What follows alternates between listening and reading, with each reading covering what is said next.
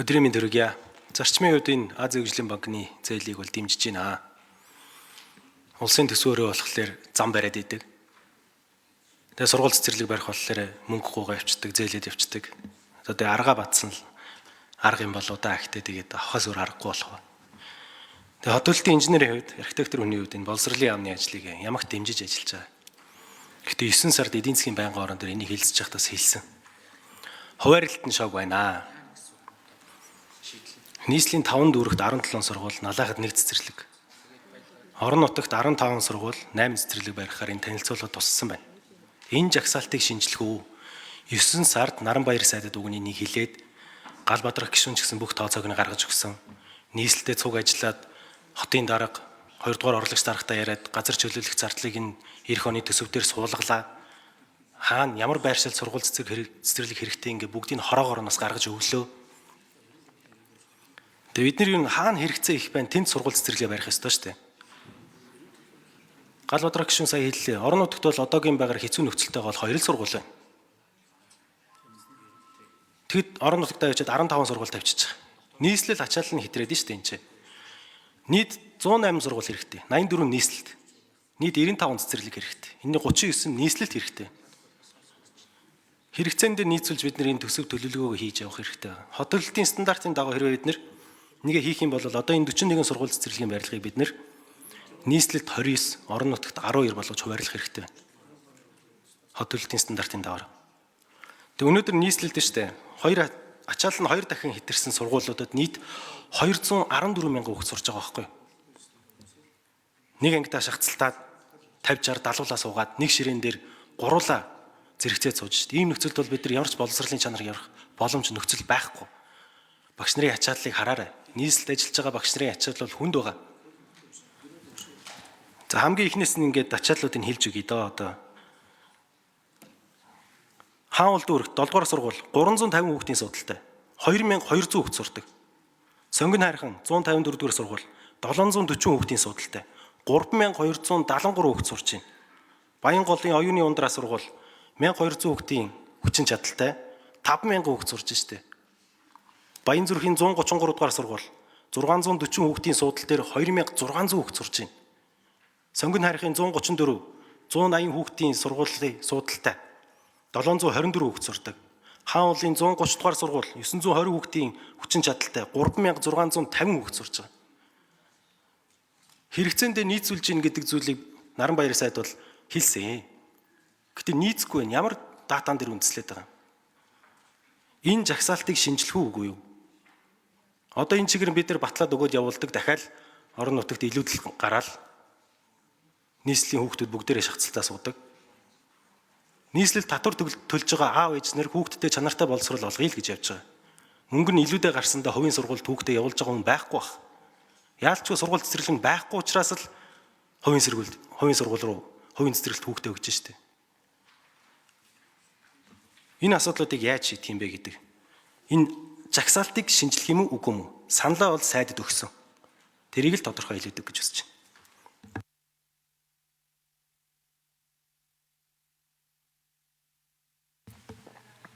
Бачааргал төрийн нарын бичгийн дарга 4-р микрофон хариулна.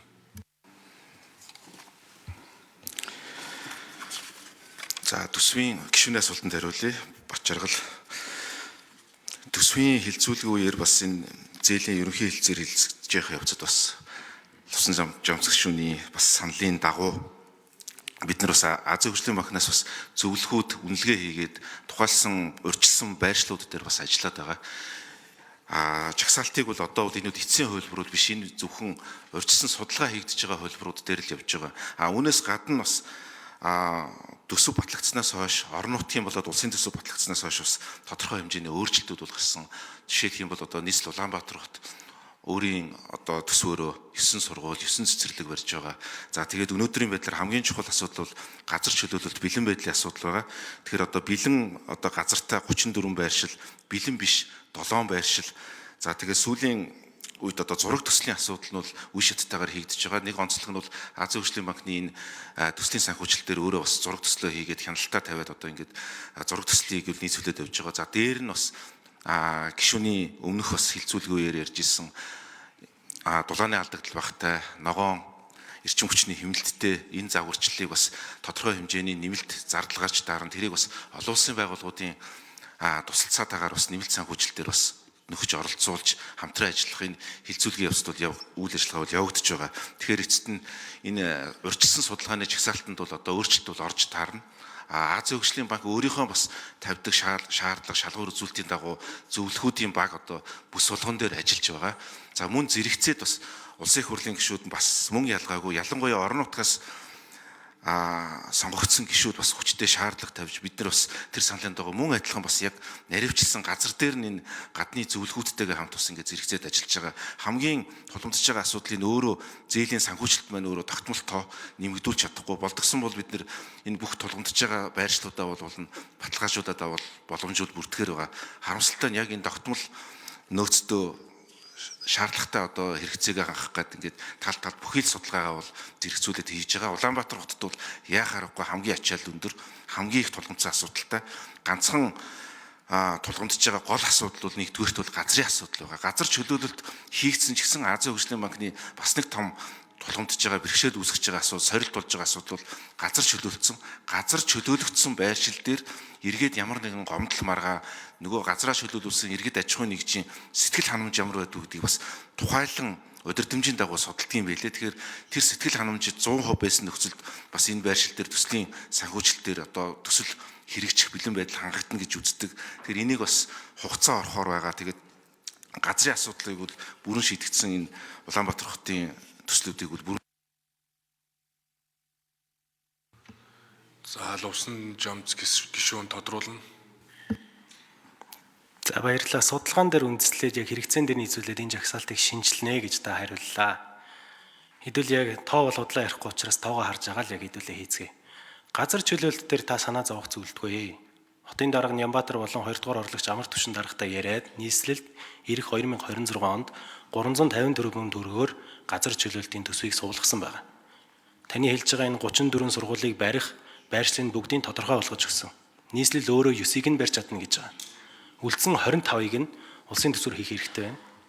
Улсын төсөв дээр одоо 2 л байгаа ах тийм ээ. Тэгэхээр нэмээд бид нэр ядаж 23 сургуулийг энэ Азийн хөгжлийн банкны зээлийн хэлэлцээрээр нийслэлд барих хэрэгтэй байна. Тэгжиж бид нэр чанартай боловсрол ярих боломж нь бүрдэнэ.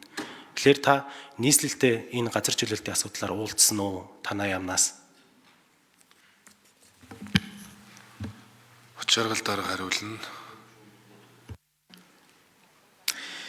нийслэлийн боловсролын газар нийслэлийн бас ажил хариуцсан чиг үүргийнхаа дагуу ажил хариуцж байгаа албаагчтай бол байнгын уулзч хамтарсан ажлын хэсэгч бас гарсан энэ боловсролтын явцад бол ажилласан байгаа.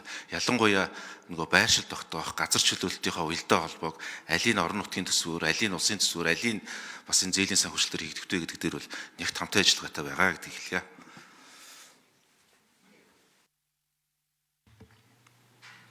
Лувсан Жамц гишүүн тодруулна. За ажил хэрэгч ажиллаж байгаа маань Батчаргал даргад баярлалаа. Амжилт хүсье. Боломж бололцоороо боловсролын яамны бүх ажлыг л дэмжиж явж байгаа.